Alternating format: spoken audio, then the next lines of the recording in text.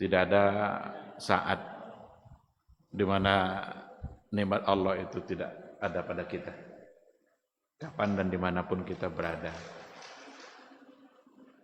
Bahkan dalam keadaan mendapatkan musibah sekalipun, nikmat itu ada juga bersama kita. Oleh karena itu, tugas kita adalah untuk mensyukuri apapun bentuk nikmat yang diberikan oleh Allah Subhanahu wa taala. Mudah-mudahan syukur yang kita ucapkan itu membuat kita semakin sadar bahwa sesungguhnya kita ini tidak bisa hidup tanpa Allah. Sama-sama kita juga harus berselawat dan salam untuk Rasulullah sallallahu alaihi wasallam. Allahumma salli ala Muhammad wa ala ali Muhammad. Mudah-mudahan sosok figur yang diutus oleh Allah Subhanahu wa taala untuk menyampaikan sebuah risalatul Islam itu hendaknya kita tauladani, hendaknya kita contoh, hendaknya kita jadikan pedoman dalam berbagai macam aktivitas yang kita lakukan dalam kehidupan kita sehari-hari. Baik dalam persoalan muamalah, apalagi dalam persoalan ibadah. Hanya dengan cara itulah kita bisa selamat. Kita tidak akan bisa selamat dalam hidup ini kecuali dengan mengikuti dan menjalankan apa yang telah diajarkan oleh Rasulullah sallallahu alaihi wasallam. Harapan kita tentu saja di akhirat kelak kita bisa mendapatkan syafaat dari beliau.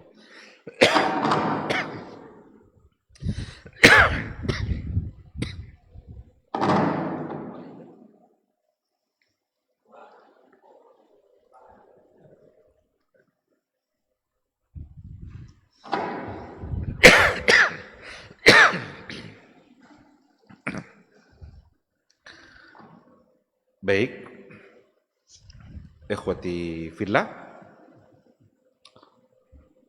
tema kita pada malam hari ini adalah sesuai dengan yang disebarkan pada informasi dan pengumuman ketika tiangmu hampir rapuh. Kita bisa tidak membayangkan sebuah rumah kalau seandainya tiangnya sudah rapuh. Ada rumah banyak tiang, tapi tiang lelepuh. Apakah kita yang berada di atas rumah itu masih nyaman? Ada ndak asal khawatir awak? Berada di rumah yang tiangnya lapuk. Tentu saja kita tidak akan nyaman. Ada kekhawatiran terjadi sesuatu yang tidak diinginkan. Ini sebenarnya adalah sebuah kiasan atau sebuah analogi untuk hal yang paling utama dalam agama kita. Dan tiang yang kita maksud dalam judul ini adalah sholat. Karena memang Rasulullah Sallallahu Alaihi Wasallam mengatakan bahwa tiangnya Islam itu adalah salat. Ra'sul amri al-Islam wa amuduhu as-salah wa dzarwatu sinamihi al-jihadu fi sabilillah. Itu kata Rasulullah Sallallahu Alaihi Wasallam. Pangkal dari segala urusan itu adalah Islam. Kalau kita mau selamat dalam berbagai urusan kita, mau sukses, pakai konsep Islam. Kan itu modal. Wa amuduhu as-salah.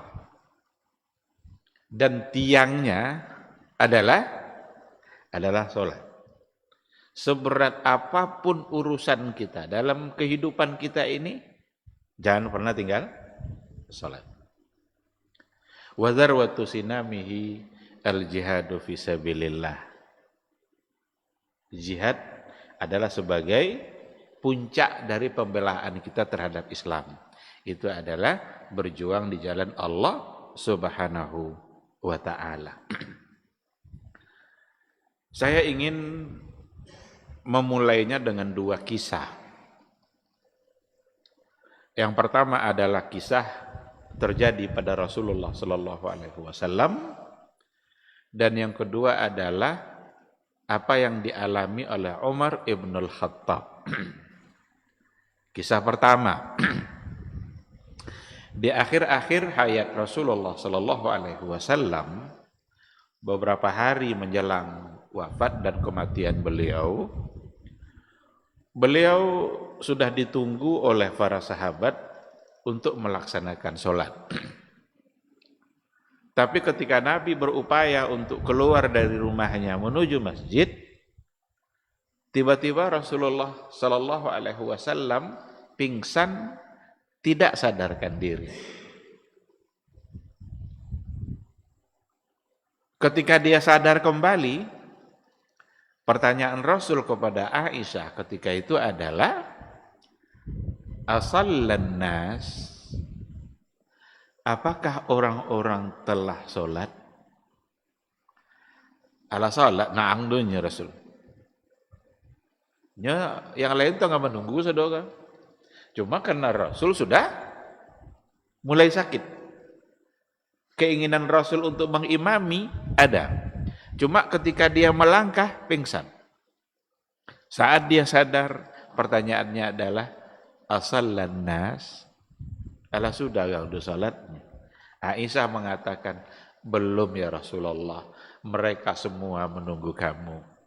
Akhirnya Rasul kembali mencoba untuk melangkahkan kakinya, dan pada saat itu kembali pula Rasul jatuh dan pingsan. Setelah dia sadar, pertanyaan Nabi kembali apa? Asallan nas, ala salat yang dunia? Belum ya Rasulullah, mereka sedang menunggu kamu. Nabi berupaya untuk melangkahkan kembali kakinya, tapi kembali jatuh, beliau tidak mampu untuk melanjutkannya. Akhirnya Rasulullah sallallahu alaihi wasallam berkata kepada Aisyah, tolong perintahkan Abu Bakar untuk mengimami sholatnya para sahabat. Ini kisah pertama, kejadian pertama yang dialami oleh Rasulullah sallallahu alaihi wasallam.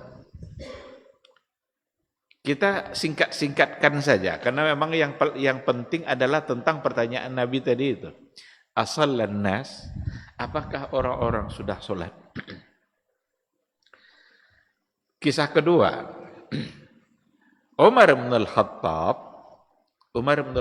itu wafatnya adalah disebabkan oleh tusukan pisau yang bermata dua, yang disebut dalam istilah Arabnya itu hanjarah. Ditikam beliau itu oleh Abu Lu'lu' al-Majusi. Di waktu subuh, Umar bin al-Khattab maju untuk mengimami. Pada saat beliau sudah memulai sholatnya, dan sahabat-sahabat yang lain juga sudah memulai sholatnya, ketika itulah Abu Lu'lu' al-Majusi itu maju, karena dia berada pada saf yang di depan ketika itu, tidak jauh dari Umar bin al-Khattab. Pada saat beliau orang-orang semua sudah sholat, beliau melangkah ke depan menuju Umar bin al-Khattab, dan beliau menikam bagian perutnya Umar ibn al-Khattab. Pingsanlah Umar ibn al-Khattab ketika itu. Karena apa yang beliau alami itu luka yang luar biasa. Kalau berdasarkan kesaksian dari anaknya Abdullah ibn Umar, Abdullah bin Umar mengatakan ketika beliau mengangkat bapaknya yang sedang pingsan tadi itu, kebetulan tangannya itu pas pada tempat yang luka tadi itu. Kata Abdullah bin Umar, ini semua jarinya itu masuk ke dalam perutnya. Nampak tak cedapu lukur? Masuk tangan jarinya ini semua ke dalam bekas luka yang tadi kena pada perutnya Umar Ibn al-Khattab. Itulah penyebab kematiannya Umar, tapi Umar Ibn al-Khattab tidak wafat langsung di hari itu, ada dalam hitungan 2 atau 3 hari sesudahnya, tapi sakit itulah yang membawa kematiannya Umar Ibn al-Khattab. Yang menarik dalam kisah tadi itu adalah pada saat Umar Ibn al-Khattab itu sadar dari pingsannya, pertanyaan pertama yang beliau ajukan ketika itu adalah persis sama dengan pertanyaan Nabi. Jadi yang ditanyakan oleh Umar ketika itu adalah asallan nas, apakah orang-orang sudah sholat? Apakah mereka sudah sholat? Ya kan tadi tengah sembahyang dekat dalam sholat subuh pingsan karena ditikam, dan pertanyaan pertamanya tidak terkait dengan dirinya sendiri. Kalau awak kiki apa pertanyaan awak? Pingsan awak karena tikam orang tu sadar sudah tu. Apa pertanyaan pertama awak kiki? Siapa menikam? Tolong cainya, tolong tangkok. Atau paling enggak alah baca dokter untuk mau ndak abet kalian sakit ayah kalian kah? Itu dah. Umar bin Al-Khattab pertanyaannya persis sama dengan pertanyaan Nabi. Ketika Nabi sadar, Nabi menanya asallan nas, ala semayangnya ala salat. Umar bin Al-Khattab dan pertanyaan yang sama, asallan nas, apakah orang-orang sudah sholat? Ternyata memang beliau digantikan oleh sahabat yang lain untuk menjadi imam di waktu itu, dan mereka sudah mengerjakan sholat. Ketika memang jawabannya sudah mengerjakan sholat, itu menjadi satu ketenangan hati oleh seorang pemimpin ketika rakyat-rakyatnya sudah sholat. Dua kisah ini, kalau kita ingin coba untuk tarik pelajarannya, satu pelajaran yang paling berharga dari sekian banyak pelajarannya, bahwa sesungguhnya yang ada di mata pemimpin itu terkait dengan persoalan sholat. Dan itu juga menunjukkan betapa ibadah sholat itu sesungguhnya adalah sangat berarti dalam agama kita, karena dia adalah tiang agama yang kalau seandainya tiangnya sudah roboh, maka agama akan runtuh. Kalau tiangnya yang sudah rapuh, maka tentu saja bangunan yang ada di atasnya hanya tinggal menunggu waktu kehancurannya. Oleh karena itu pada malam hari ini kita akan coba lihat betapa memang pentingnya ibadah sholat yang sebagai pilar utama dalam agama kita, yang semua kita tidak boleh menyia-nyiakannya. Kita di sini pertama kita masing-masing, kalau sebagai seorang ayah, nanti keluarga dia, istrinya, anaknya. Kalau sebagai seorang pemimpin di masyarakat, itu dia punya tanggung jawab dalam masyarakat secara keseluruhan, sebagaimana Umar bin Al-Khattab merasakan tanggung jawab itu, karena pertanyaan pertamanya adalah asalla annas, apakah orang-orang sudah sholat. Ikhwati fillah, dalam hadis memang akan banyak sekali kita temukan hal-hal yang berkaitan dengan urgensi dari ibadah sholat. Saya kira semua kita juga sudah paham, cuma kita perlu untuk mengulang-ulang kembali seperti apa dan sejauh mana pentingnya ibadah sholat dalam kehidupan kita. Kalau dari segi hukum, saya kira barangkali tidak akan perlu kita perpanjang, karena jelas hukumnya adalah wajib. Khususnya tentu saja untuk sholat yang 5 waktu. Yang menjadi rukun dari Islam itu salah satunya adalah sholat, dan ada sholat 5 waktu yang diwajibkan oleh Allah, disampaikan oleh Rasulullah Sallallahu Alaihi Wasallam, dan kita harus mengerjakan semua itu. Maka dulu Muaz ibnu Jabal dikirim oleh Rasulullah Sallallahu Alaihi Wasallam ke wilayah Yaman untuk berdakwah, untuk menyampaikan syariat Islam. Nabi berpesan kepada Muaz, wahai Muaz, innaka sata'ti qauman min ahlil kitab. Kamu akan mendatangi satu kaum ahlul kitab. Ajak mereka kepada, nah ini pesan Nabi kepada Muaz. Yang pertama sekali, Nabi menempatkan persoalan akidah. Ajak mereka untuk bersyahadat, untuk mengakui la ilaha illallah dan Muhammad adalah Rasulullah. Ini yang pertama sekali. Fa inhum qabilu dzalik, kalau seandainya mereka sudah menerima itu, kalaulah ditemu dari syahadat tadi kata Muaz, Allah beriman mereka kepada Allah dan Rasulnya. Pada peringkat kedua, Rasul menempatkan adalah ibadah solat. Maka akhbirhum bi annallaha qad iftarada alaihim 5 salawat. Kabari mereka, sampaikan kepada mereka bahwa sesungguhnya Allah telah mewajibkan mereka sholat 5 waktu. Jadi ketika Rasul menempatkan sholat setelah tauhid, dan itu juga menunjukkan tingginya kedudukan ibadah sholat. Ajar mereka tauhid, sebarkan kepada mereka ma'rifatullah, kenal hendaknya mereka dengan siapa Rasulnya.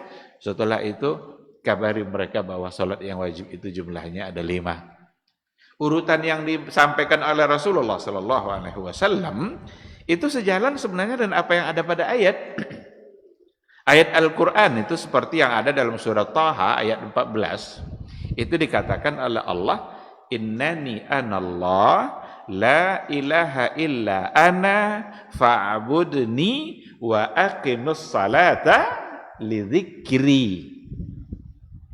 Ini ayat Al-Quran. Allah yang menyampaikan itu, innani anallah, sesungguhnya saya ini adalah Allah, la ilaha illa ana, tidak ada ilah yang pantas disembah selain saya, fa'budni, maka sembahlah saya saja. Setelah itu apa kata Allah? Wa aqimus salata lidzikri, dirikanlah solat, kerjakanlah solat itu lidzikri, untuk mengingatku.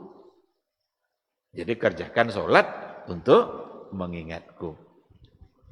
Rasulullah Sallallahu Alaihi Wasallam mendapatkan perintah solat itu dalam peristiwa Isra Mi'raj. Nabi diajak naik ke atas, berbeda cara perintah solat dengan ibadah-ibadah yang lain. Kalau ibadah-ibadah yang lain seperti puasa, haji, zakat, Jibril yang turun ke bawah menyampaikan perintah itu.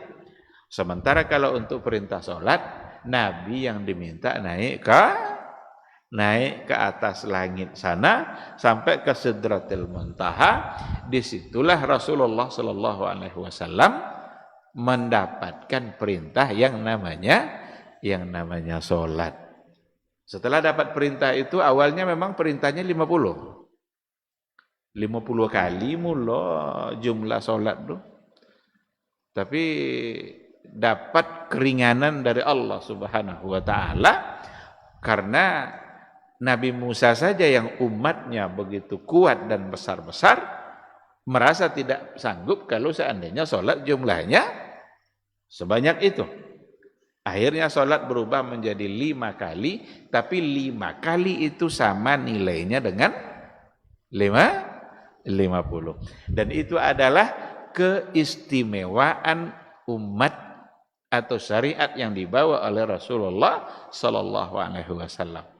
Jadi keistimewaan, salah satu dari keistimewaan syariat yang dibawa oleh Nabi kita Muhammad sallallahu alaihi wasallam itu adalah mudha'afatu al-ajr, dilipat gandakannya pahala. Satu kebaikan sama dengan 10.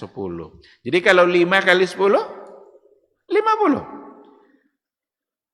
Begitulah rahmat Allah bagi kita sebagai umat Rasulullah sallallahu alaihi wasallam. Jumlahnya dikurangi tapi pahalanya tidak. Turunlah Jibril itu untuk mengajar Nabi Muhammad itu sholat. 2 hari Jibril bersama Rasulullah sallallahu alaihi wasallam. Jibril mengajarkan Nabi bagaimana cara sholat. Setelah sempurna pengajarannya itu, barulah Nabi mengajarkan sahabat dan Nabi mengatakan, "Shallu kama ra'aitumuni usalli." Sallu kama ra'aitumuni usalli. Salatlah kalian sebagaimana kalian melihat saya salat. Di hari pertama Jibril bersama Rasulullah sallallahu alaihi wasallam salat di awal waktu. Subuh di awal, zuhur di awal, asar di awal. Itu hari pertama. Hari kedua, Jibril mengajak Rasul itu untuk sholat di akhir waktu. Itulah sebabnya kewajiban sholat itu disebut dengan wajib muwassa. Wajib muwassa itu kewajiban yang ada batas waktu antara waktu awal dengan waktu akhir. Setelah 2 hari Jibril mengajarkan Nabi Muhammad sholat, tata caranya beserta waktunya, ketika itulah Jibril mengatakan, ma baina hadzainil waqtaini as-shalah. Di antara 2 waktu itulah kesempatan untuk mengerjakan sholat. Hanya saja dalam kesempatan yang lain Rasulullah sallallahu alaihi wasallam mengajarkan bahwa sesungguhnya waktu yang afdal itu adalah di awal waktu. Tapi seandainya nanti ada halangan, ada alasan-alasan syar'i yang membuat kita menunda sholat, asalkan kita tidak di luar waktunya, maka itu sesungguhnya masih menjadi bagian dari waktu untuk sholat, meskipun yang afdalnya ada pada awal. Baik, ikhwati fillah, coba kita lihat beberapa poin yang berkaitan dengan sejauh mana pentingnya ibadah sholat itu bagi kehidupan kita. Yang pertama sekali, amalan yang paling utama untuk mendekatkan diri kita kepada Allah itu adalah sholat. Jadi amalan, ibadah yang paling tepat untuk mendekatkan diri kita kepada Allah adalah ibadah sholat. Kalla la tuti'hu wasjud waqtarib. Wasjud waqtarib. Sujudlah waqtarib. Apa arti waqtarib? Mendekat kepada Allah. Maka dalam hadis dikatakan, aqrabu ma yakunul abdu min rabbih wa huwa sajid. Hamba itu paling dekat dengan Rabb-nya itu pada saat dia sujud. Fa'aktsirud doa. Maka perbanyaklah dalam sujud itu doa. Dan kalau seandainya kita mengerjakan sholat dalam satu sholat saja, berapa kali sujud yang kita lakukan? Maka kedekatan kita kepada Allah yang ada di langit sana, itu tergantung seberapa banyak kening kita nempel di bumi. Jadi kedekatan kita dengan yang di langit sana tergantung seberapa sering kening kita nempel di bumi. Dan itu artinya adalah sujud. Maka ibadah sholat adalah ibadah yang akan paling tepat untuk membuat kita dekat dengan Allah Subhanahu wa ta'ala. Kalau seandainya kita punya masalah dalam kehidupan kita, kepada siapa kita mengadu? Bagaimana caranya kita mengadu? Maka tidak lain dan tidak bukan adalah dengan sholat. Sembah Rabb kita. Ucapkan Allahu Akbar. Sholatlah. Dan berdoalah kepada Allah Subhanahu wa ta'ala. Oleh karena itu, doa, sholat itu pun sesungguhnya isinya semuanya adalah doa. Maka secara bahasa pun kata sholat itu, jadi sholat secara bahasa itu adalah doa. Seperti yang ada dalam ayat-ayat yang lain. Salli alaihim inna salataka sakanul lahum. Inna salataka. Salataka di situ artinya adalah doa. Berdoalah untuk mereka-mereka yang berinfak dan berzakat itu, karena doa mereka menjadi ketentraman bagi mereka. Kata solat itu sendiri artinya doa. Innallaha wa malaikatahu yusalluna 'alan nabi. Yusalluna apa artinya? Berarti ada sholawat. Sholawat itu artinya adalah, intinya salah satu maknanya adalah doa. Selain daripada doa-doa yang kita ucapkan dalam sholat itu sendiri, yang memang tujuannya adalah untuk kebaikan kita, baik dunia maupun akhirat, tapi ada kesempatan di mana kita diberikan peluang oleh Allah dan Rasulnya untuk memperbanyak doa. Kapan itu? Pada saat kita sujud. Maka bacaan kita saat sujud itu sesungguhnya bukan hanya Subhana Rabbiyal A'la. Bukan hanya sampai di situ saja. Boleh kita untuk memperbanyak doa saat kita sujud. Termasuk diantaranya fi duburi kulli salah. Di akhir sholat. Para ulama kebanyakan memaknai di akhir sholat itu bukan setelahnya, tetapi adalah sebelum salam. Di akhir sholat sebelum salam. Kalau untuk sujud, langsung tadi Nabi yang bilang, aqrabu ma yakunul abdu min rabbih wa huwa sajid fa aktsirud doa. Perbanyaklah doa pada saat sujud. Ada banyak sekali doa-doa yang bisa kita ucapkan. Khususnya adalah doa-doa ma'tsurat. Tentu saja karena kita sedang berada dalam ibadah sholat, maka yang paling diutamakan dalam hal ini adalah doa-doa yang ma'tsurat yang diajarkan oleh Rasulullah sallallahu alaihi wasallam.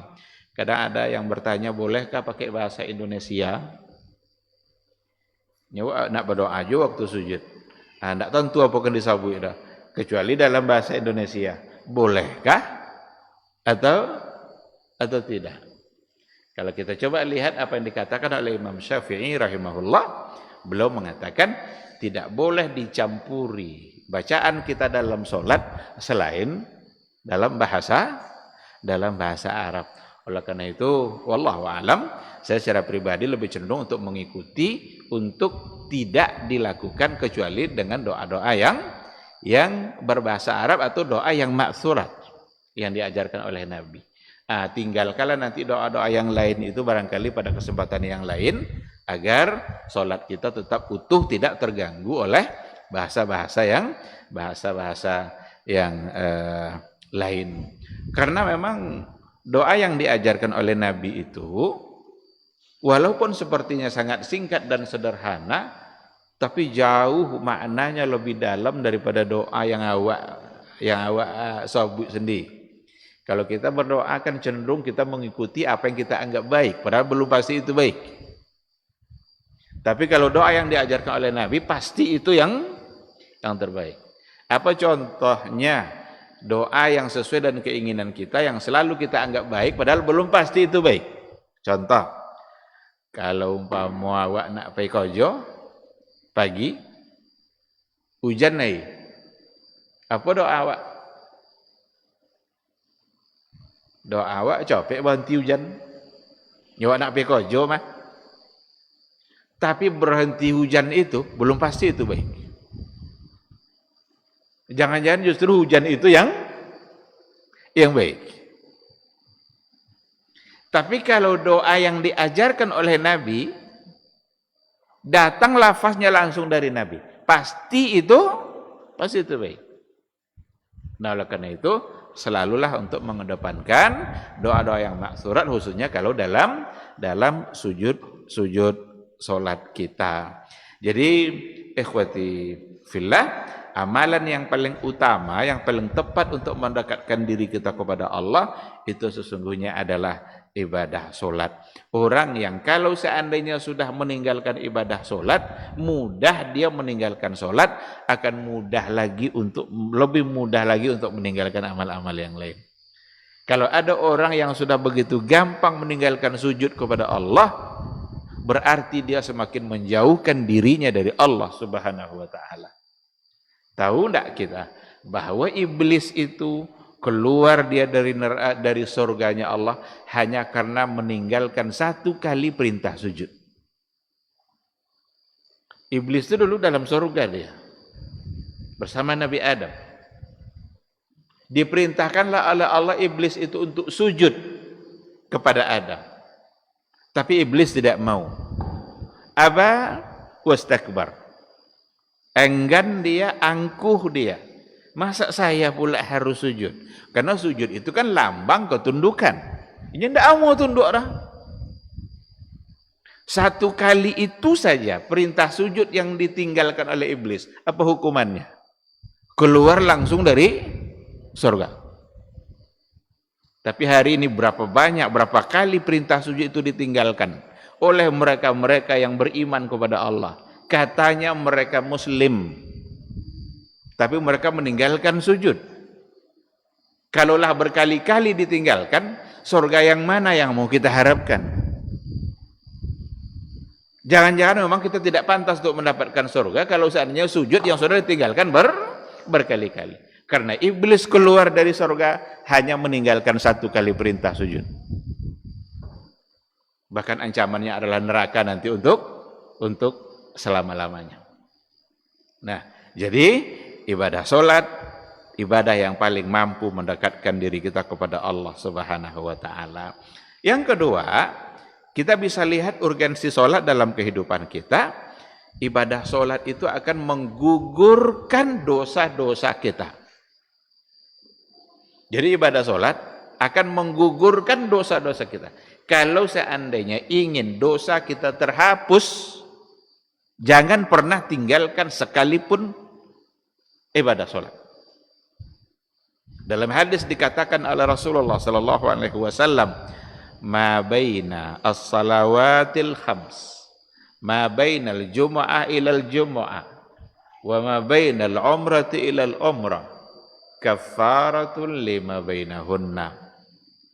Antara solat ke solat berikutnya, antara Jumat ke Jumat berikutnya, antara umroh ke umroh berikutnya, kaffaratul lima bainahunna, itu akan menjadi penebus kesalahan-kesalahan yang terjadi di antara keduanya. Bukankah kita ini adalah hamba Allah yang pendosa semua? Tidak ada kita ini yang tidak berdosa. Kemungkinannya hanya ada dua dosa kita itu. Pertama banyak, kedua banyak sekali. Yang sekenek tidak ada dong. Jangan sok-sok lah yang sekenek dosanya tidak banyak, kalau tidak banyak sekali. Coba, ada tidak hari di mana di hari itu kita tidak ada dosa? Ada tidak kikyo? Kalau wak pikyun lah bapu mu wak kini kah? Coba pikirkan ke belakang. Ada tidak di antara hari di mana di hari itu kita tidak punya dosa? Kalau doa yang tidak ada berdosa, sujud syukurlah lama-lama. Itu hari di mana kita paling berbahagia. Tapi kalau seandainya tidak ada, ternyata hari-hari kita selalu ada dosa. Mungkin dosa mata, mungkin dosa pikiran, mungkin dosa telinga. Nyawa tidak nak mandang, tapi nahu aja akan dipandang tu. Tidak mungkin tutup mata, lo sedang berjalan kan? Ada aja dosa itu. Coba, seandainya dalam satu hari kita punya satu dosa, anggap jelah cik dosa wak saya dulu. Sehari umur kita ada satu dosa. Hitunglah bapu ayu muawa. Kalikan jumlah dosa. Itu kalau secik saya itu. Kalau 5 saya. Kalau 10 saya. Kalau seandainya dosa aja sepanjang hari itu. Kalikan jumlah umur kita. Tapi dengan ibadah solat, ma baina salah ila salah, ma baina salawatil khams, subuh solat kita memohon kepada Allah, ya Allah ampuni dosa saya. Selesai solat subuh pergi kita kerja, yang ke pasau ke pasau, yang ke kebun, yang ke kantor. Ada ndak dosa sepanjang menjelang zuhur? Di kantor pomo, di kebun pomo. Kadang ndak tanah awak ada awak ambil juga ke. Kalau aja tanah sudah itu. Padahal kata Rasul apa? Man saraka shibran minal ard. Siapa yang mencuri sejengkal tanah, sejengkalnya doang, ndak sehektar dah. Apa kata Rasul? Tawaqahu Allahu yaumal qiyamah fi unuqihi sab'a aradi. Nanti akan Allah kalungkan di lehernya di hari kiamat kelak sab'ata aradi. 7 lapis tanah. Itu sejengkal dong. Pelo bekok ke pasau, lah sekian puluh dosa. Ada yang sengaja, ada yang tidak sengaja. Tetapi datang nanti perintah zuhur. Datang waktu zuhur dipanggil oleh Allah Subhanahu wa taala, hayya 'alas shalah. Pergikah kita untuk mengerjakan salat itu? Ingat, setelah hayya 'alas shalah, apa yang diucapkan oleh muazzin? Hayya 'alal falah. Apa arti hayya 'alal falah? Ayo meraih kemenangan. Dan itu artinya adalah bahwa kemenangan yang sesungguhnya ada pada ibadah solat. Ayo solat, ayo menang. Ayo solat, ayo menjadi orang yang beruntung. Tapi kalaulah orang asik aja dengan dagangannya, hayalah salah lah nyinya. Nyepas pula banyak pelanggan datang nggak? Payah tuh meninggal loh. Tapi ketika dia siap untuk meninggalkan dunianya, karena Allah yang memanggil, maka ibadah zuhur akan menghapus dosa-dosa yang terjadi antara subuh sampai ke zuhur tadi. Itu arti kafaratul lima bainahunna. Antara solat ke solat berikutnya akan menjadi penebus. Tapi jangan lo sengaja buat dosa. Buat dosanya banyak tuh kok solat zuhurnya kan diampuni. Jadi Allah Ta'ala nyamanya kan. Ndak itu makasih itu dah. Karena Allah akan tahu apa isi hati kita. Dengan kesengajaan seperti itu. Tapi ketika ada dosa-dosa yang memang terlanjur kita laksanakan, maka solat berikutnya akan bisa menghapus dosa-dosa itu. Bukankah solat kita awali dengan berwudu? Bukankah Rasul mengatakan bahwa tetesan air wudu itu adalah menggugurkan dosa? Tetesan air wudu kita itu akan menggugurkan dosa-dosa anggota tubuh kita itu. Itulah sebabnya yang kita basuh saat berwudu semuanya adalah sumber dosa. Kalau buang angin awak tu bakal ambil wudu, ndak singgung-singgung sampai keluar angin tadi dah. Kecuali kalau diikuin dia induk, itu je. Kalau ikut dia induk tidaklah mungkin tidak diberasikan kan. Tapi kalau tidak, kalau benar hanya karena keluar angin, tempat keluar angin tidak kita sentuh-sentuh. Yang kita sentuh apa? Semua adalah sumber dosa. Muka sumber dosanya. Kenapa harus disunnahkan oleh Nabi kita berkumur-kumur sebelum kita berwudu? Karena ada dosa lidah. Dosa mata berapa banyaknya? Nanti basuh tangan. Berapa banyak dosa yang ditimbulkan oleh tangan? Yang ndak haknya diambil aja dah. Menimbang ndak pernah pas dah. Itu dek tangannya tu kan? Telinga, kaki itu semua dosa. Dan dalam hadis dikatakan tetesan air wudu itu akan menggugurkan dosa. Tapi dalam hal ini perlu dipahami bahwa dosa-dosa yang dimaksud adalah dosa-dosa yang tidak dosa besar seperti syirik, karena kalau untuk dosa syirik adalah harus meminta ampun. Masuk itu? Dan juga bukan kesalahan yang berhubungan dengan manusia. Kalau kesalahan berhubungan dengan manusia, umpamanya utang ndak lunas dia ambil uduk dah. Mutawa dia ambil uduk nak lunas utang. Mau ambil utang banyak tu ambil uduk kadang-kadang sudah tu. Dah lunas sudah. Karena berhubungan dengan orang. Tapi ketika hubungannya dengan Allah, Allah siap untuk mengampuninya. Baik, ikhwati billah, karena waktu Isya sudah masuk, kita akan jawab dulu suara azan. Subhanakallahumma bihamdika asyhadu an la ilaha illa anta astaghfiruka wa atubu ilaik. Tafadhal.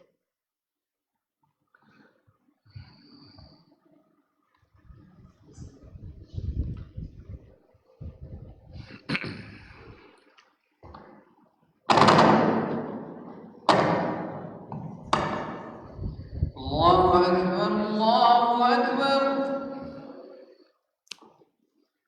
Allahu akbar, Allahu akbar. Asyhadu an la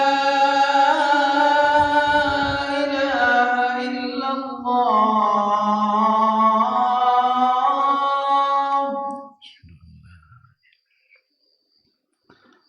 Asyhadu an la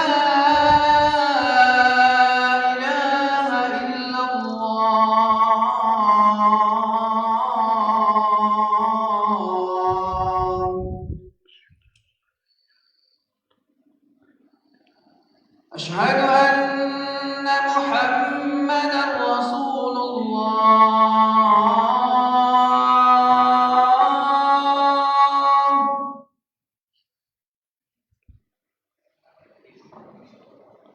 أشهد أن محمدا رسول الله.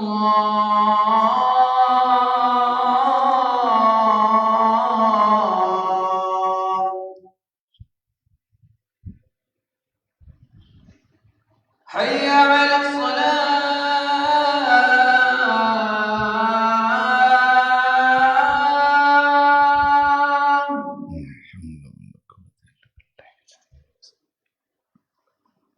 حي على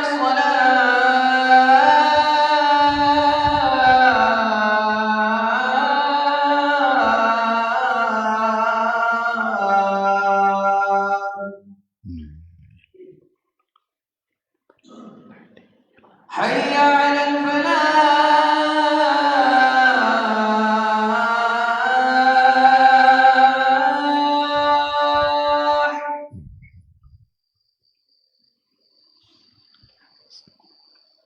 حي على الفلاح.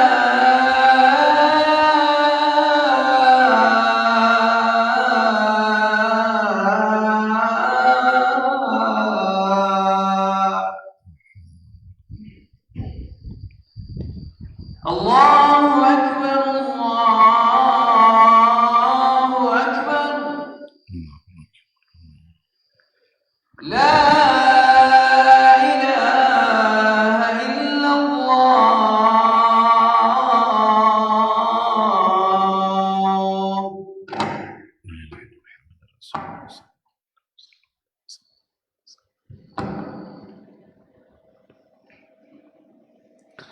Bismillahirrahmanirrahim. Alhamdulillah wassalatu wassalamu ala Rasulillah wa ala alihi wa sahbihi wa mawala. Ikhwati fillah, ma'asyiral hadirin wal hadirat rahimani Allah wa iyyakum.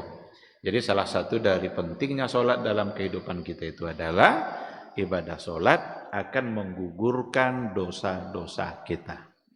Oleh karena itu, sadarilah bahwa kita adalah orang-orang yang berdosa, dan tentu saja yang paling membahagiakan kita itu adalah ketika Allah mengampuni dosa kita. Dan Rasul sudah menyampaikan caranya. Caranya adalah dengan memperbanyak memperbanyak sholat.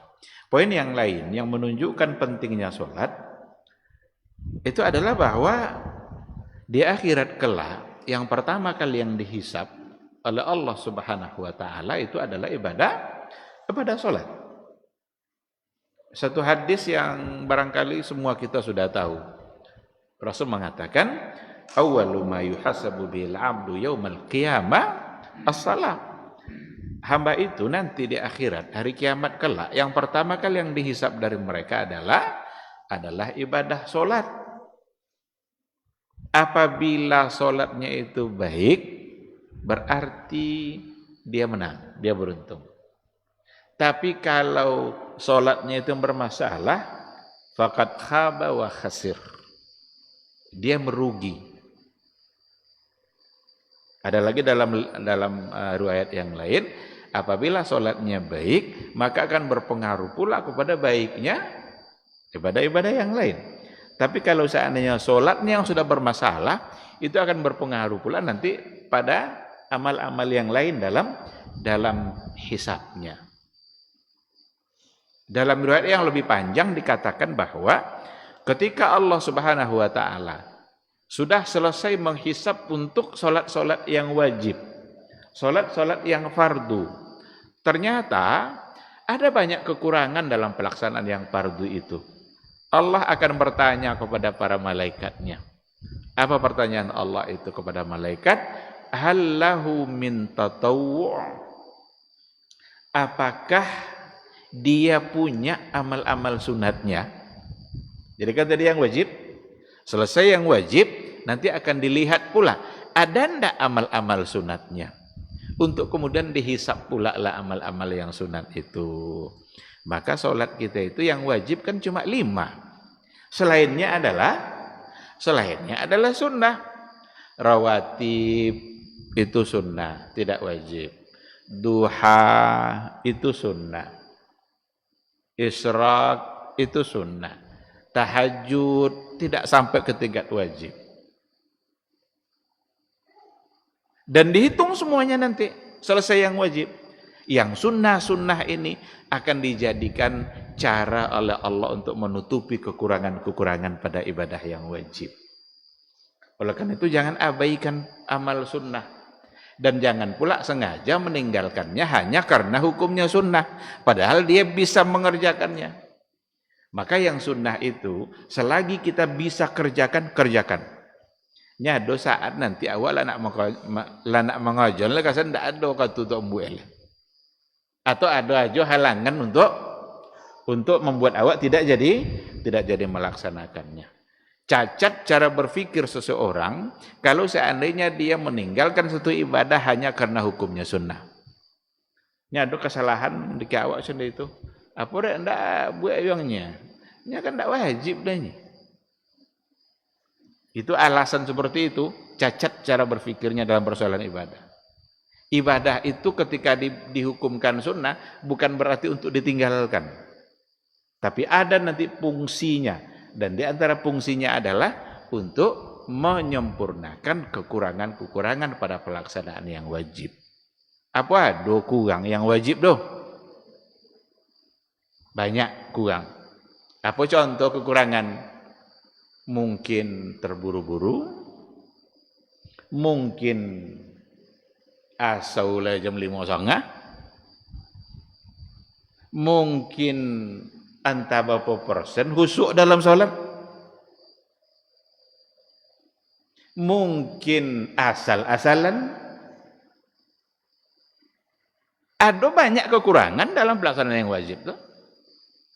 Tetapi Allah Subhanahu wa taala dengan Rahman dan Rahimnya, dengan sifat kasih sayang yang Ia miliki, Allah berikan cara untuk menutupi semua kekurangan-kekurangan itu. Dan dalam hisab nanti akan ditutupilah kekurangan itu dengan amal-amal yang sunnah. Dan begitu sebenarnya semua dalam ibadah kita. Semua ibadah-ibadah wajib kita ada sunnahnya. Puasa yang wajib apa? Ramadan. Si Ramadan itu wajibnya yang Allah mewajibkan. Kecuali kalau awak yang mewajibkan untuk awak sendiri. Nazar umpama.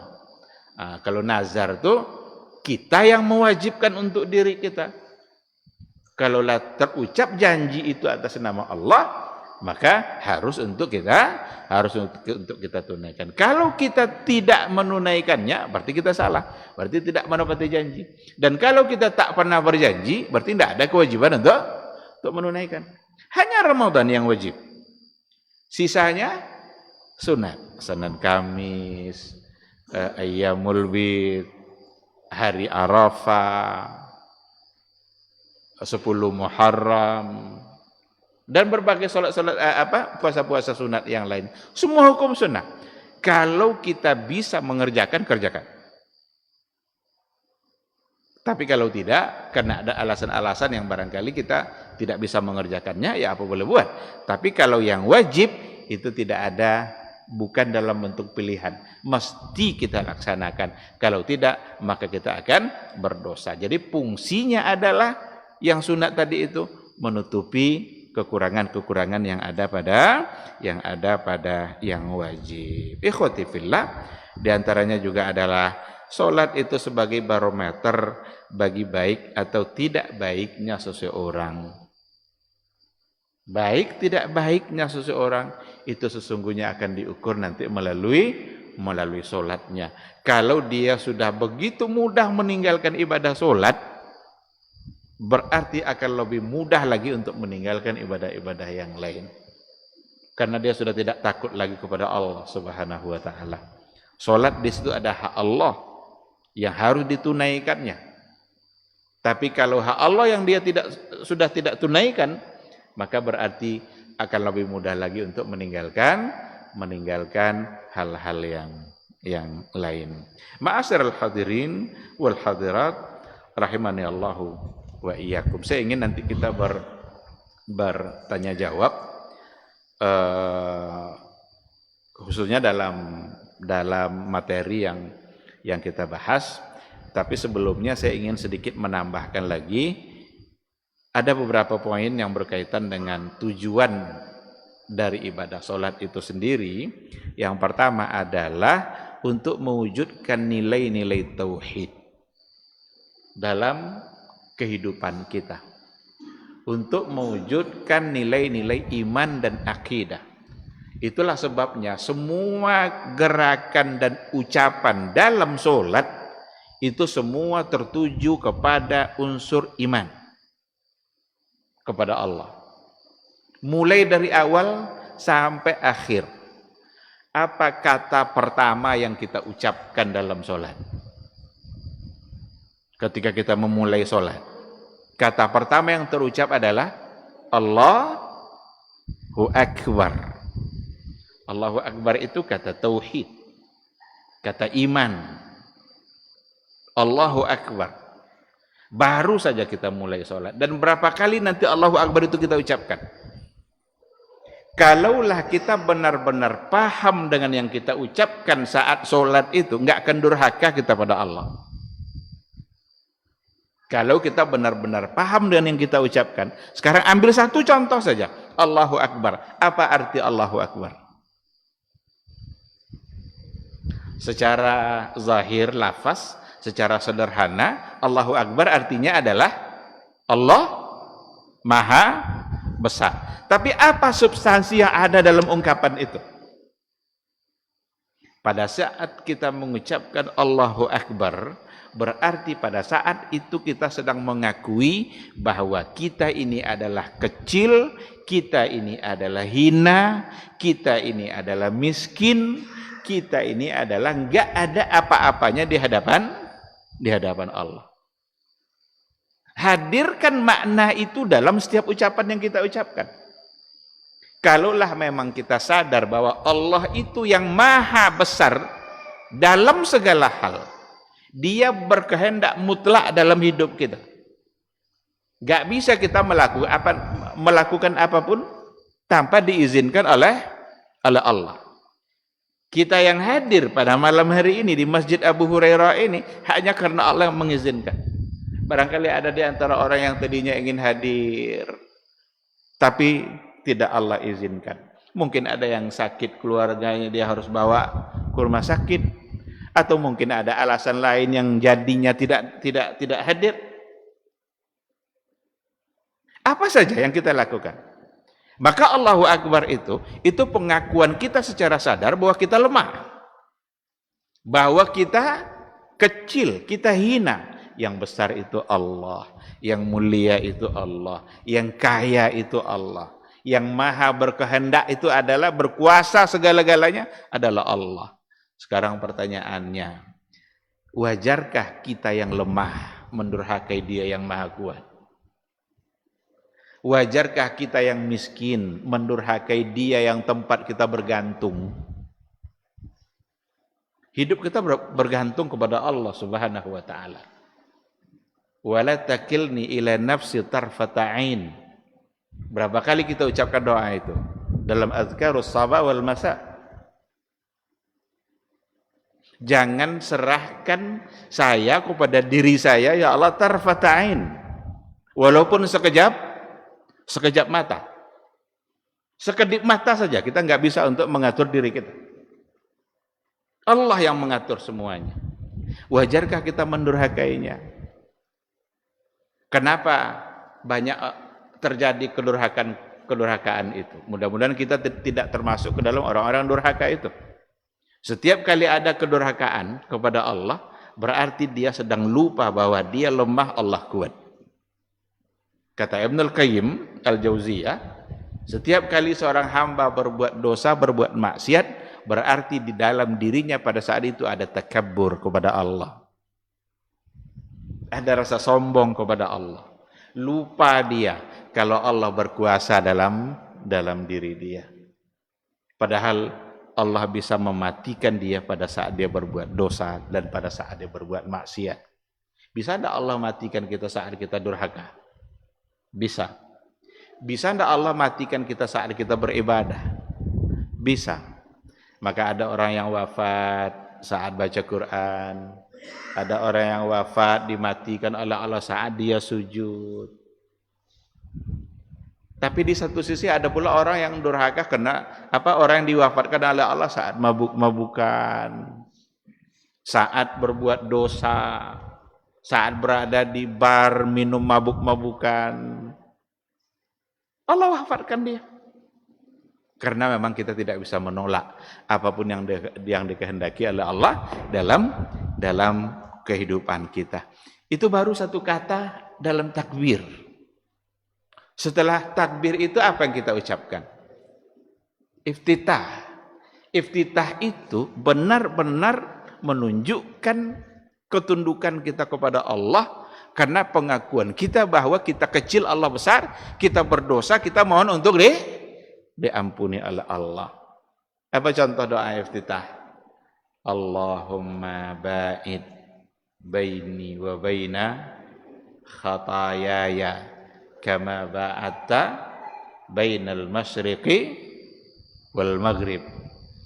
Kita minta dijauhkan dari dosa-dosa kita itu, jauhnya itu antara barat dan timur. Berarti kita sedang mengakui bahwa kita adalah orang yang pendosa.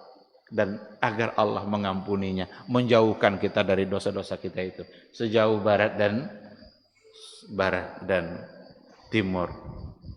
Allahu akbar kabira walhamdulillahi katsira wa subhanallahi bukratan wa asila.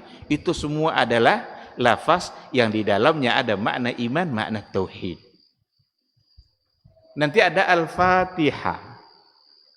Apa Al-Fatihah? Awal kata dari Al-Fatihah, Alhamdulillah. Segala puji hanya untuk Allah. Dan yang pantas dipuji itu hanyalah Allah. Oleh karena itu solat itu, kalau kita mau coba pahami semua lafaz yang kita ucapkan dari awal sampai akhir, itu sesungguhnya akan menggiring kita kepada satu titik iman dan tauhid kepada Allah. Nanti ada ruku. Ruku itu lambang ketundukan. Maka tidak boleh kita ruku kepada orang. Rasul melarang untuk ruku kepada manusia, melarang untuk sujud kepada manusia. Karena ruku dan sujud itu adalah lambang pengagungan atau cara memuliakan itu dengan sujud. Coba tengok raja-raja pada masa dulu. Bagaimana rakyat mereka lewat di hadapan raja itu. Ada yang dengan tunduk-tunduk, kadang berdiri aja nggak berani di hadapan raja. Mundur dari depan raja itu sambil merangkak coba. Padahal itu hanya boleh untuk Allah. Maka ketika kita sholat, kita sesungguhnya sedang mengerjakan gerakan-gerakan yang semuanya adalah menunjukkan keimanan dan ketakwaan kita kepada Allah Subhanahu wa ta'ala. Ikhwati fillah, pada poin berikutnya, ibadah sholat itu sebagai ibadah yang akan menguatkan jiwa kita dalam menghadapi masalah kehidupan. Jadi kalau ada banyak masalah, mengadulah kepada Allah dengan cara sholat. Jangan mengadu kepada selain Allah. Ya banyak orang kadang banyak masalah duit cai dukun. Ingin laris umpama dagangan cai jimat pelaris. Lambe dapat jodoh, pergi ke Mama Loren. Minta apa hapun yang diminta. Itu kan perbuatan syirik. Padahal solusinya adalah di antara solusi dalam persoalan hidup kita as-salah. Wasta'inu bis-sabri was-salah. Minta tolonglah kalian dalam menyelesaikan persoalan kehidupan bis-sabri was-salah, dengan sabar dan salat. Ketika ada ujian, sabar, tapi ikutkan dengan salat. Mohon kepada Allah Subhanahu wa taala agar diberikan solusi. Tapi kalau seandainya kita minta selesaikan masalah kepada paranormal, kepada para dukun, berarti kita minta selesaikan masalah kepada orang lain yang lebih banyak masalahnya daripada kita. Jangan minta selesaikan masalah kepada orang lain yang lebih banyak masalahnya dari kita. Banyak masalah dukun, berawak lah. Dia banyak masalah, itunya jadi turun. Tapi mintalah selesaikan masalah kepada dia yang tak pernah bermasalah. Siapa yang tak pernah bermasalah? Allah. Allah tak pernah bermasalah. Solusi segala-galanya memang harus minta kepada Allah. Berdoa kepada dia. Dan salah satu caranya ada pada ibadah sholat. Maka kalau kita mengeluh, pasti bermasalah sholat. Itu Al-Qurannya Bu Iru. Ada ayat dalam surah Al-Ma'arij dikatakan oleh Allah, innal insana khuliqa halu'a iza massahu syarru jazua wa iza massahul khairu manu'a illal musallin. Sesungguhnya manusia itu diciptakan oleh Allah dalam keadaan berkeluh kesah.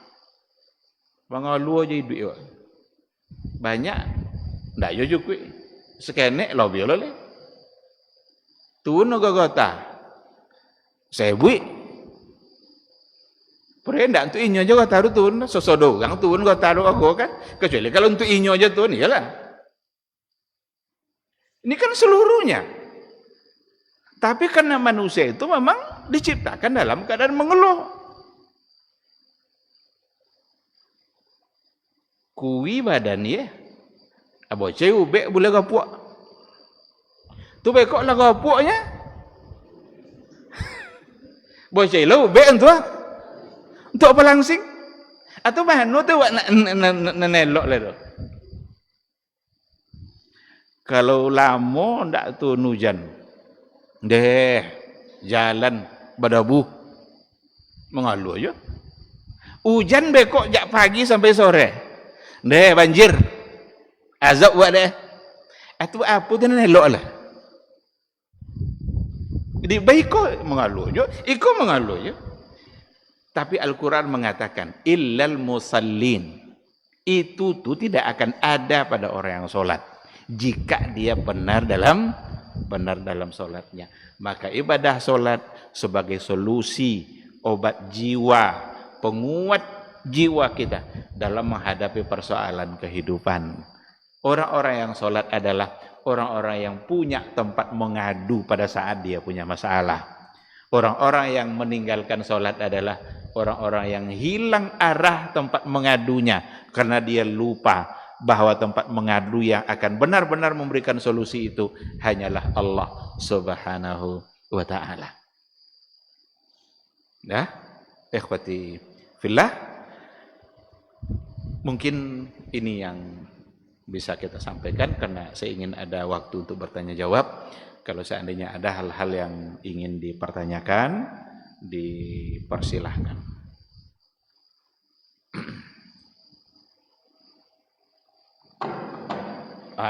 Silakan. Waalaikumsalam warahmatullahi wabarakatuh.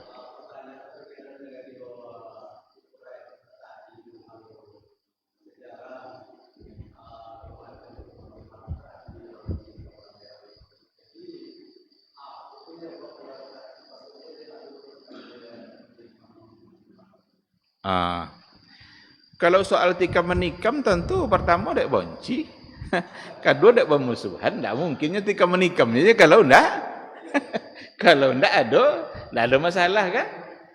Pembunuhan itu pasti karena disebabkan oleh ada dendam atau ada masalah yang sedang dia hadapi.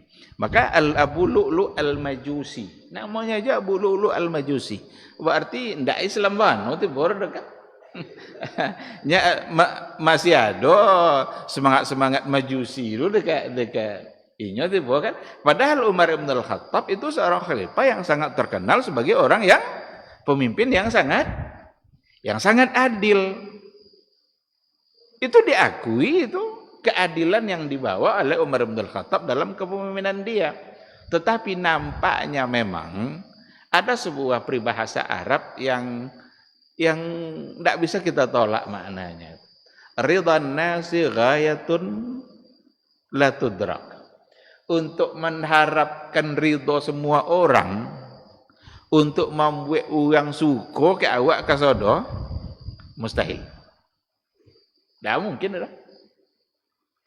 Jangan berharap lah awak tidak ada musuh. Umar bin Al-Khattab, orang paling beriman, orang paling adil dalam memimpin. Ini sebagai contoh keadilan dan keimanan pada saat itu, nyinya khalifah. Kesan adoyo kesan? Adoyo kesan musuh. Lah, jadi pasti karena ada sebab-sebab yang terjadi di kalangan masyarakat. Utsman di antara 4 khalifah itu hanya Abu Bakar yang wafat dengan kematian di atas ranjangnya. Kematian biasa. Utsman ditikam. Ali bin Abi Thalib juga mati karena dibunuh juga. Kalau Utsman bin Affan itu memang direncanakan oleh kelompok-kelompok yang Abdullah bin Sabah untuk kemudian nanti pada akhirnya menjadi berkembang menjadi Syiah. Ali ibnu Abi Thalib itu dia dibunuh pada saat subuh-subuh dia menuju ke masjid untuk sholat. Kalau Utsman bin Affan bukan di waktu subuh, tapi di waktu yang lain kalau nggak salah, tapi bukan hubungannya dengan sholat. Kalau Ali sama Umar itu hubungannya dengan sholat subuh. Bahkan Utsman bin Affan itu karena dia sadar ada orang yang punya komplotan berencana untuk membunuh dia, maka dia masuk ke dalam rumahnya dan dia membaca Al-Qur'anul Karim. Saat membaca Al-Qur'an itulah dia didatangi dan kemudian ditikam untuk kemudian dia wafat. Nah, dan itu semua tentu ada diawali oleh permusuhan-permusuhan untuk kemudian muncul berbagai macam bentuk aliran-aliran politik dalam sejarah Islam. Ada Khawarij, ada Syiah, ada Murji'ah, kan macam-macam setelah itu muncul. Tapi pada masa Rasul semua itu belum belum ada walaupun sudah nampak bibit-bibitnya oleh Nabi. Salah satu dari contoh bibit Khawarij yang akan muncul itu ketika Nabi membagi harta rampasan ghanimah hasil dari peperangan, ada di antara Zulhuwaisirah. Zulhuwaisirah bilang, "Ya Rasulullah, i'dil. Hai Rasul, adillah kamu." Agak nampak Nabi agak menunjukkan kemarahannya. Kalau saya sudah tidak adil, lalu siapa lagi yang akan adil di muka bumi ini? Karena yang dibagi-bagi oleh Nabi pasti itulah yang adil. Lalu Nabi mengatakan dari keturunan dia akan muncul nanti kelompok yang pada akhirnya menjadi Khawarij. Orang yang suka melawan kepada pemerintahan yang sah seperti yang dilakukan oleh Abu Lulu al-Majusi tadi. Itu tindakan yang tidak dibenarkan oleh agama. Wallahu subhanahu wa ta'ala a'lam.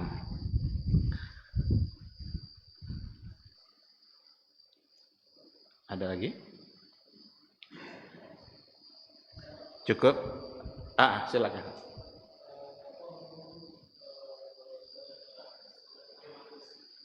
Kenapa?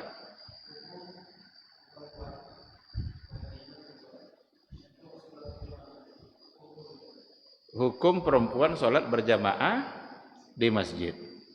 Kita harus menggabung dalam hukum ini beberapa riwayat yang ada. Ada di antara hadis Rasulullah sallallahu alaihi wasallam yang bunyinya adalah la tamna'u ima Allah masajidallah. Jangan kalian halangi wanita-wanita muslimah itu kalau mereka ingin ke masjid beribadah, ke masjid yang tujuannya adalah untuk ibadah. Tapi di sisi yang lain ada pula riwayat yang mengatakan bahwa Nabi SAW mengatakan sholatnya seorang perempuan di dalam kamarnya sendiri itu lebih utama daripada dalam rumahnya secara keseluruhan.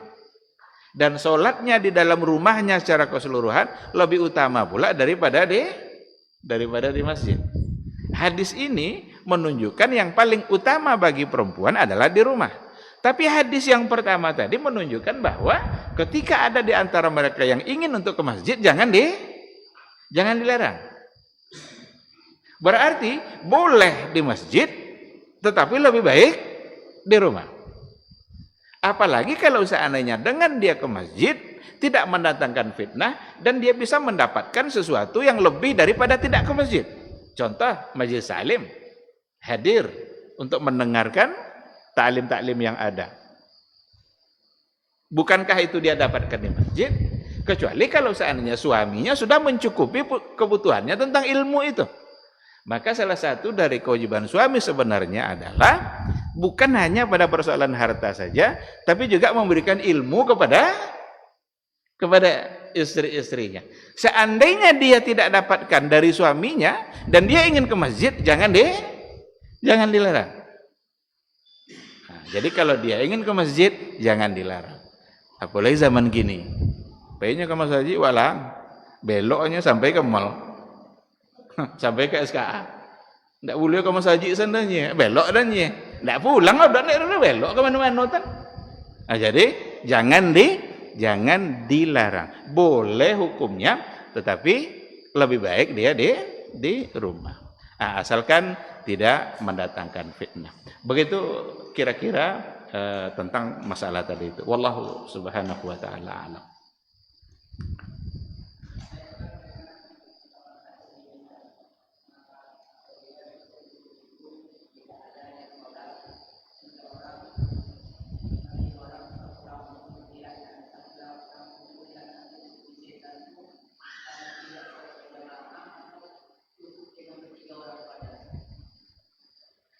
Dia ada dalam agama kita ini ada sesuatu yang menjadi bagian dari syiar, di mana syiar itu harus dihidupkan.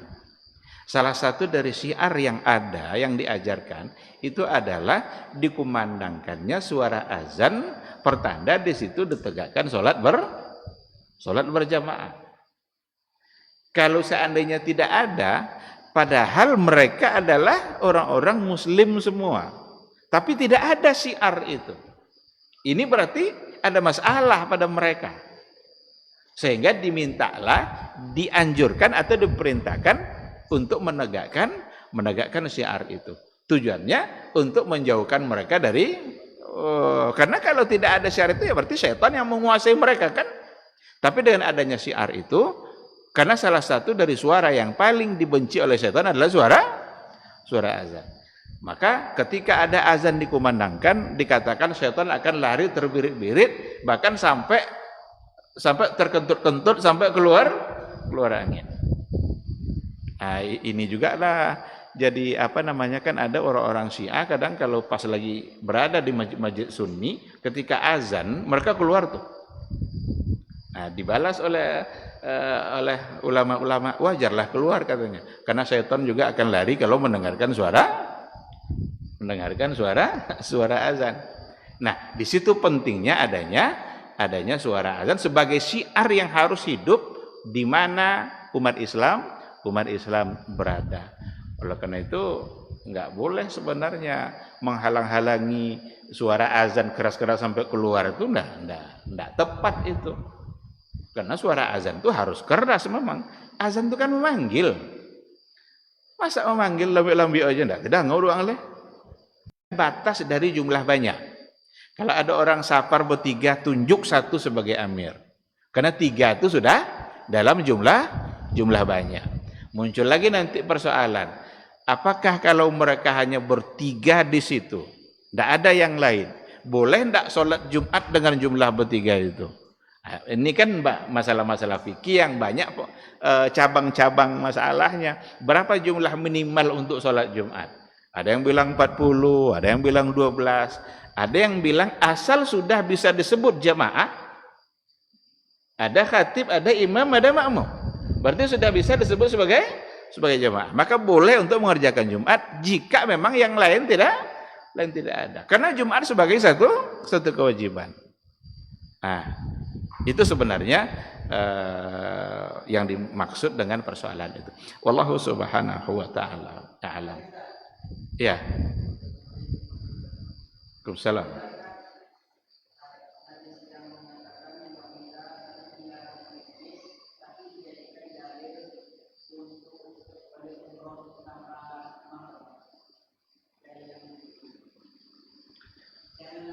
Iya.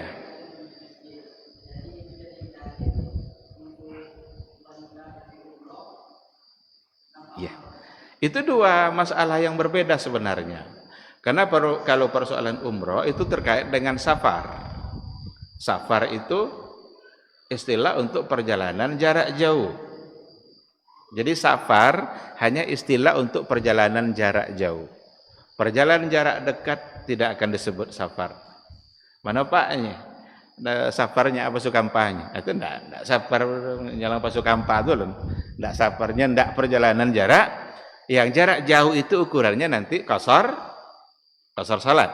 Jamak boleh dijamak, boleh qashar, boleh tidak berpuasa kalau dia dalam keadaan safar. Tapi untuk ke masjid itu kan bukan sebagai safar. Jadi menganalogikan itu kepada masalah boleh umroh itu tidak tepat. Masalahnya sudah berbeda. Walaupun nanti ada penjelasannya oleh para ulama, apakah memang harus pakai mahram ataukah boleh ketika mereka bersama al-mu'minat as-siqat. Perempuan-perempuan mukmin yang siqah. Karena di antara para ulama seperti Imam Syaukani atau Imam Sana'ani itu mengatakan ketika memang dia tidak punya mahram, sementara dia mampu untuk berhaji, ada uang yang cukup, dia kaya raya, dia sehat, hanya mahramnya yang tidak ada. Maka di antara atau sebahagian di antara ulama membolehkan jika bersama al-mu'minat as-siqat.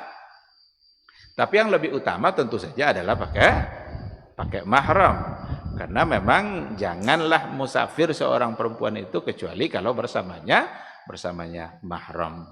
Ketika hadis itu dipandang dari segi ilat, nah kenapa dulu Nabi melarang? Ada yang memandang dari segi ilatnya. Apa ilatnya? Dulu perjalanan yang memang berbahaya melewati padang pasir yang kadang-kadang tidak ada orang, tidak ada siapa-siapa. Seandainya perempuan sendiri pakai onta, itu akan ketemu dengan para penyamun yang biasa menunggu di persimpangan jalan itu. Bagi yang memandang dari sisi ilat. Sekarang kan safar sudah tidak lagi seperti itu.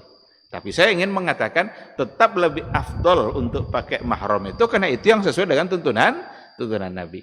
Tapi ketika dia tidak punya, sementara dia ingin mengerjakan haji, barangkali ya tidak mengapa kalau mengambil pendapat yang dikatakan oleh Imam As-San'ani tadi, asalkan dia bersama al-mu'minat as-siqat. Mengakal-akalinya kadang tidak juga sebagai solusi lah. Ya ada kayak bawa 5 haram. Itu disangko ada tiba di mau katakan memang iyo mahram, lah jodoh mahram aja berdua. Baik ke mana baik. Padahal itu hanya di mahram-mahram yang di akal-akali. Daripada seperti itu, mending mengambil apa yang dikatakan oleh Imam San'ani. Tapi untuk pakai mahram itu pasti lebih utama. Jelas itu karena Nabi yang mengatur seperti itu. Jadi tidak bisa dianalogikan kepada masalah umrah. Sebab satu safar, yang satu tidak hubungannya dengan safar. Wallahu a'lam. Baik, barangkali cukup, Syekh. Kalau tidak ada lagi mungkin sampai di sini kajian kita. Mudah-mudahan ada ilmu yang bisa kita dapatkan, yang benar itu datang dari Allah dan yang salah itu semata-mata karena kekurangan ilmu dan bisikan-bisikan syaitan, mohon untuk dimaafkan dan semoga Allah mengampuninya. Terima kasih. Subhanakallahumma wa bihamdika asyhadu an la ilaha illa anta astaghfiruka wa atubu ilaik. Wassalamualaikum warahmatullahi wabarakatuh.